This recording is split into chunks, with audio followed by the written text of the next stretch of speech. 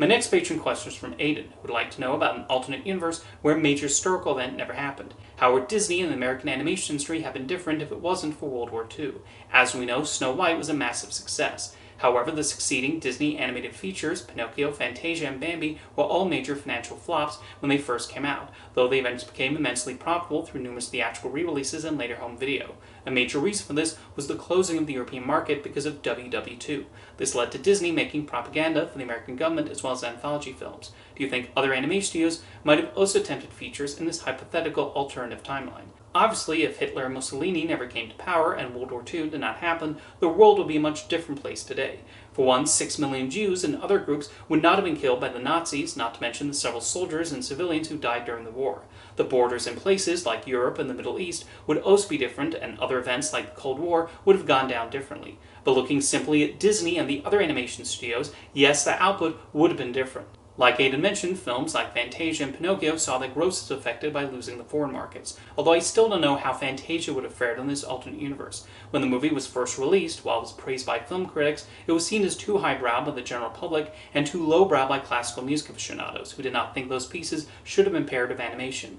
Pinocchio and Bambi would have probably returned more profits to Disney on original release though. When Disney started making anthology films, the first ones the studio produced were Saludos Amigos and The Three Caballeros, which came out of the good neighbor policy that the US government devised to strengthen their relations with Central and South America during the war. So those two movies would not have happened, and the characters of Panchito and Jose Carioca would have likely never been created. Two movies that would have certainly been made earlier are Alice in Wonderland and Peter Pan.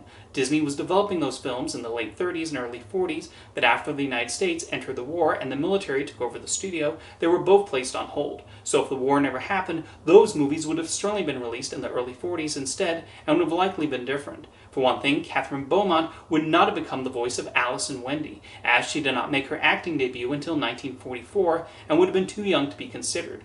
Walt Disney would have gone to live-action production and building Disneyland earlier too.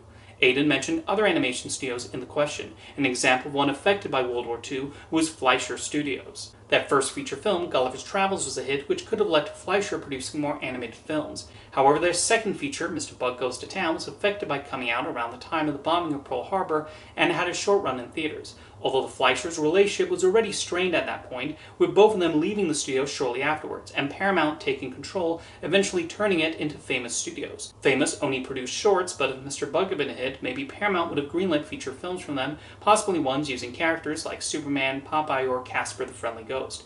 Or Famous would have followed in Disney's footsteps and adapted classic stories. Over at Warner Brothers, they stuck largely to animated shorts, and the higher-ups apparently did not develop much of an interest in making features, even with Disney's success. So I'm not sure how different things would have been at Termite Terrace. Meanwhile, MGM seemed pretty content with their cartoon studio mostly producing Tom and Jerry and Droopy shorts. In World War II, several countries went to war against Japan, and that would naturally affect a lot of artists who became prominent in Japanese animation. Astro Boy creator Osamu Tezuka was very affected by the events of World War II, which is what led to his work often being about the need for people to coexist and other humanist messages. Hayao Miyazaki, who was a child during the war, would be similarly affected by what he experienced at the time, which is why his movies often have an anti-war message. The Wind Rises is even set during World War II, with Miyazaki depicting a sadness over airplanes being used for warfare.